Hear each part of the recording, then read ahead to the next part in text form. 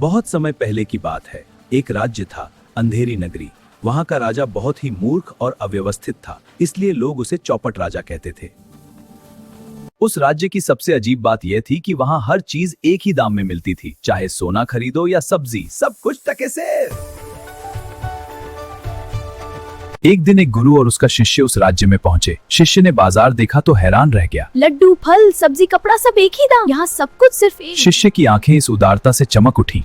गुरु समझदार थे, उनको समझ तुरंत थे, यह सस्ता नहीं, मूर्खता है। जहां चीजों की कीमत का सही मूल्य न हो, वहां न्याय और बुद्धि भी नहीं होती। लेकिन शिष्य लालच में आ गया। वह वहीं रुक गया और गुरु आगे बढ़ गए।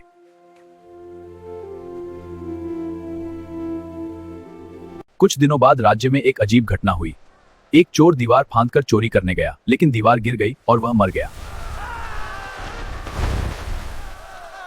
अब राजा ने फैसला किया कि दीवार के मालिक को फांसी दी जाए। मालिक बोला, दीवार तो मजदूर ने बनाई थी, उसे पकड़ो। मजदूर बोला, ईंटें तो कुम्हार ने बनाई थी। कुम्हार बोला, मैं तो उस समय नाच देखने में व्यस्त था, इसलिए गलती हो गई। ऐसे ऐसे बहाने चलते रहे।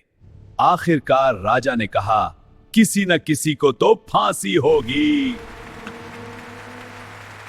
फांसी का फंदा तैयार हुआ, लेकिन वह किसी के गले में फिट नहीं हो रहा था।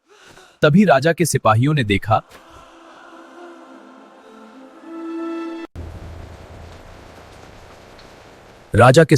देखा कि गुरु का वही शिष्य जो वहां रह गया था पतला दुबला है, उसके गले में फंदा ठीक से आ जाएगा।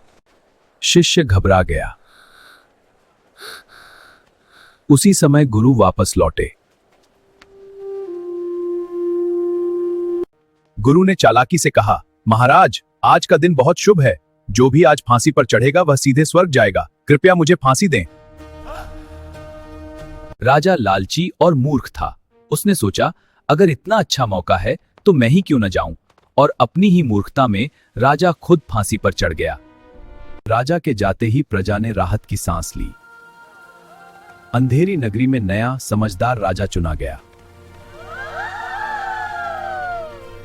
जिंदाबाद, जिंदाबाद। राजा जी, देखो ये खुशियाँ। हाँ, ये खुशियों का दिन है। अगर आपको हमारी कहानी पसंद आई तो हमारे चैनल को लाइक, कमेंट और सब्सक्राइब करें।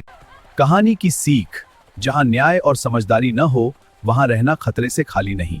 लालच और मूर्खता हमेशा विनाश का कारण बनते हैं।